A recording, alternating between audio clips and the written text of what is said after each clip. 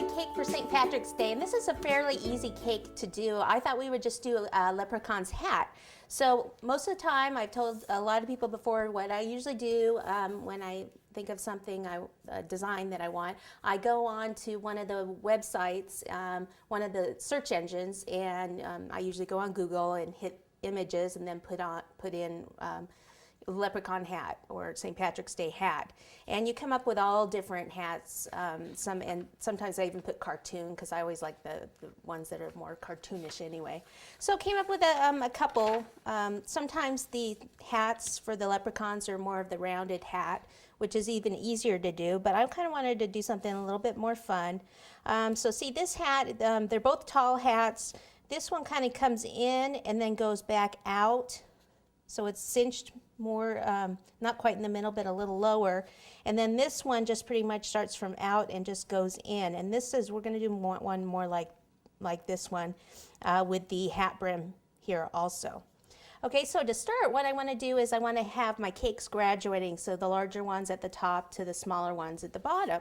So I'm just doing, I've got my cakes here, which I've just taken out of the freezer. It's good to have them frozen. So I've got a 6, a 7, and an 8-inch cake. They're all 2 inches high. And then I have a 6-inch cake board here.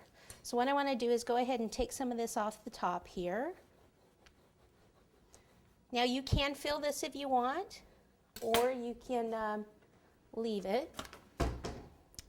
So I'm going to cut it like I would fill it, and I'll just be filling mine with buttercream, but you can certainly put any kind of filling in here. So you want to just cut each cake in half. We are going to be putting supports in these cakes also. All right, so this one on the bottom, what I want to do is put just a little bit of buttercream down here. And I actually want this one to be the bottom, okay, because it's more secure down there. Okay, now if you were going to fill it, then you need to put a dam of stiff buttercream around the edge here. And knowing that this is the bottom cake, you would want to put much less filling in this one than the ones that are taller, just because it's a smaller surface and you don't want the cake sliding at all like this. If it has a lot of filling in this bottom, it can kind of squish around just a little bit. So I'm just going to be putting some buttercream in here. And then I can go ahead and put the top on.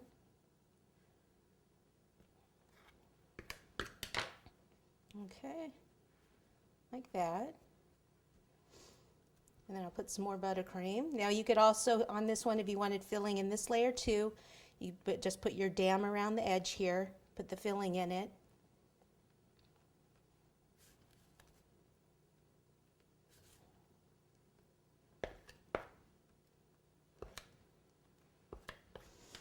And then we go to the 7-inch cake. So I'm going to cut off a little bit of this dome part here on top, the crown. And then I'll go ahead and cut this one in half.